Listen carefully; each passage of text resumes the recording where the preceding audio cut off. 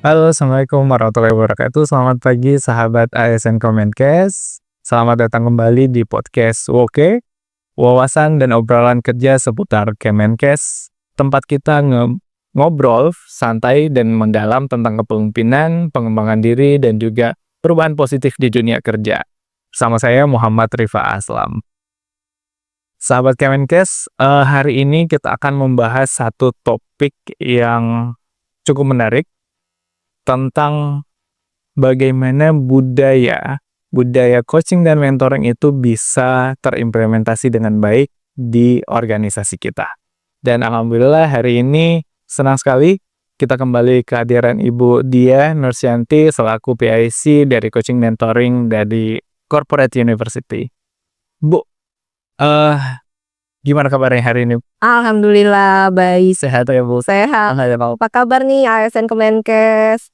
Keren ya Woke, wawasan dan obrolan kerja seputar Kemenkes. Iya betul Ibu. Jadi ini kita akan membahas satu topik ya Bu. Jadi selama ini baik bukan hanya di organisasi internal tapi juga di luar Ibu, terkait dengan budaya coaching dan mentoring.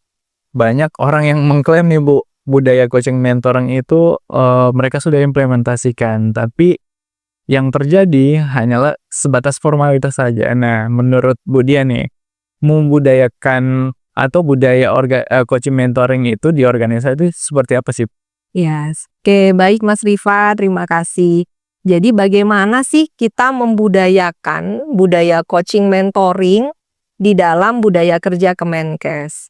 Jadi kalau kita bicara tentang budaya kerja, itu adalah sesuatu yang sudah menjadi kebiasaan sehari-hari, yang sudah terinternalisasi di dalam diri, di dalam pekerjaan, semua pegawai. Jadi kalau kita bawa budaya coaching, bagaimana dia sudah terinternalisasi di dalam budaya kerja Kemenkes, berarti coaching sudah menjadi bagian dari pekerjaan sehari-hari pegawai tersebut. Menjadi atau membuat budaya organisasi itu pasti membutuhkan komponen yang sangat penting. Kalau kita bicara tentang bagaimana budaya itu bisa terinternalisasi di organisasi, berarti ada peran pimpinan. Ada peran pimpinan di situ untuk menjadikan budaya coaching, budaya mentoring ini menjadi nafas dari organisasi itu. Implementasinya, konkretnya, coaching dan mentoring harus dibawa ke dalam pekerjaan sehari-hari. Kalau kita di Kemenkes, ya, kita bisa membawanya ke dalam sehari-hari dialog kinerja, Mas Rifa. Misalnya, dialog kinerja kita sehari-hari. Seperti apa itu Bu? Iya, dialog kinerja itu sebenarnya adalah suatu instrumen untuk dari seorang leader atau ketua tim ya atau kelompok untuk dapat berbincang nih, untuk berbincang informal terkait misalnya kemajuan pekerjaannya ya atau progres dari proyeknya seperti apa. Nah, itu sebenarnya bisa jadi budaya kecil ya untuk membudayakan nilai-nilai coaching dan mentoring. Jadi harus dimulai, memang tadi contohnya harus dimulai dari leader.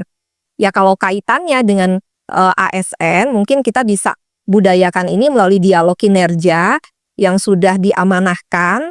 Ini kalau ada peraturan menpannya juga kan Mas Diva, bahwa dialog kinerja sejatinya diadakan sebulan sekali. Sebulan sekali. Iya, untuk melihat progres dari SKP nih yang kita buat, rencana hasil kerja kita ya, per bulan seperti apa, ditarik per minggu, per hari. Nah, itu jadi budaya di dalam sebuah organisasi. Jadi tadi yang pertama ada contoh. Oke, ada contoh ya. Ada contoh, lalu ada instrumennya untuk membumikan budaya tersebut.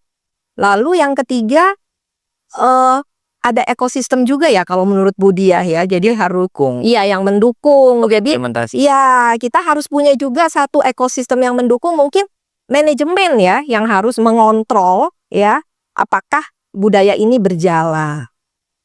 Nah, ini menarik nih Sobat ASN pembelajar. Jadi tadi kalau yang dijelaskan sama Ibu Dia ya, sempat saya meng-highlight bahwa aktivitas coaching mentoring itu bukan hanya bentuknya formal berarti Ibu. Tadi ada kata informal, dimulai dari percakapan sehari-hari dan alhamdulillahnya kalau kita di Kemenkes ada dialog kinerja yang sudah menjadi mandatori ya Bu ya. Itu menjadi media tersendiri untuk kita melatihkan, membudayakan coaching dan mentoring itu ya Bu ya. Iya. Oke, nah seperti itu sobat pembelajar. Nah ini pertanyaan yang kedua ya Bu.